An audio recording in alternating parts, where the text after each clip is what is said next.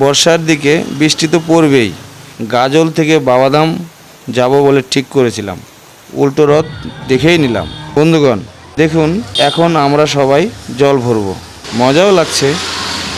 আমাদের সুলতানগঞ্জে রান্না হচ্ছে। বন্ধুগণ আমরা এখন আবার বিশ্রাম নেব।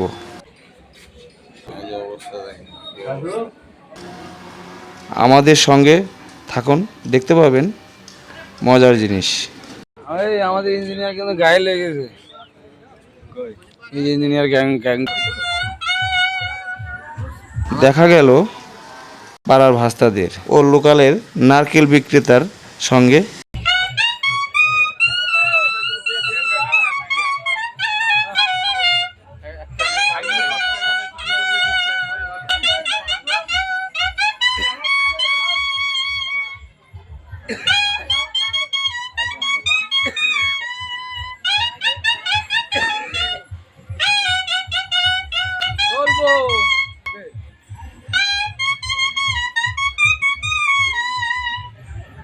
এখন অনেক রাত, মানে রাত্রি 2টা।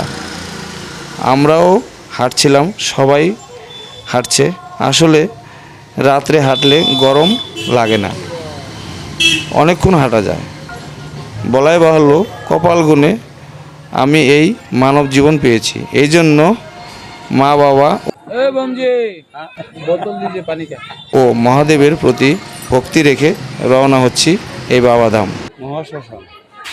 ইতিমধ্যেই মহাশ্মশানে উপস্থিত হলাম। এখানে মহিলা বিক্রেতাই বেশি পুরুষ বিক্রেতার থেকে।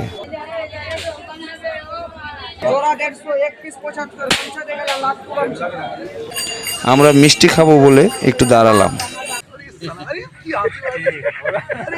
আবার পরের দিন এক দুপুরে রান্না করতে শুরু করলাম।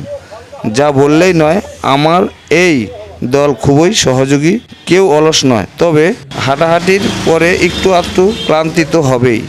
আবার এক সন্ধ্যায় একটু চা খাবো বলে দাঁড়ালাম। এখন জল নিয়ে আমরা সবাই মিলে বোম যাত্রীদের নিয়ে হাঁটতে শুরু করলাম। পাশে কীর্তন হচ্ছিল। এই যে আমরা মহাপ্রভু 70 ফিট জায়গায় এসেছি, নবদ্বীপ স্থানে। এই যে গুহার মধ্যে ঢুকছি এখন। সেই ডিজাইন, এটা নরহরি ধাম। নরহরির মন্দিরের ভিতর দিয়ে যাচ্ছি আমরা। সেই গুহায় ঢুকেছি এখন, গুহার ভিতর দিয়ে যাচ্ছি। এই যে আমরা গুহার ভিতর থেকে বাইরে চলে আসলাম। এই যে আমাদের চৈতন্য মহাপ্রভু দাঁড়িয়ে আছেন, নবদ্বীপ ধামকে পরিচালনা করছেন। এই যে বাসের কালার হলুদ। এখানে প্রসাদেরও ব্যবস্থা আছে। এই যে নরহরি মন্দিরে এখানে রাস। এই যে মহাপ্রভু, এই যে মহাপ্রভু এখানে গরু চড়াচ্ছে, গরু। এটা কুল গাছ, শ্রী চৈতন্য মহাপ্রভু নিজের হাতে লাগাইছেন, দেখছেন। এই যে মোটা গাছটা দাদা, 500 বছরের ঊর্ধ্বে এই গাছের বয়স।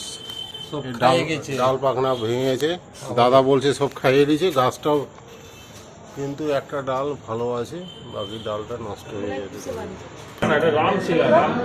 সেতু বন্ধন করেছিল না হনুমান লঙ্কায় যাওয়ার জন্য রামের, এই শিলা দিয়ে সেতু বন্ধন হয়েছিল। সেটা হচ্ছে রাম সেতুর শিলা, রাম শিলা। এই পাথর হচ্ছে জলে ভাসে। নাম না সিঙ্গুলা না না খাওয়ার ভাবছে নিয়ে আসছে, আসবে সবাই। এটা হচ্ছে জগাই মাদাইয়ের বাড়ি, নবদ্বীপ ধাম। এই যে আমাদের দাদা। আমরা জগাই মাদাই বাড়ি দর্শন করা হয়ে গেল। আমরা এখন আরও মন্দির দেখার উদ্দেশ্যে বেরিয়ে গেলাম। পাশে এক মাঠে খেলার জন্য আদিবাসী নাচ হচ্ছিল। আমরা মায়াপুরও গেলাম। আপনারাও আসুন। নমস্কার।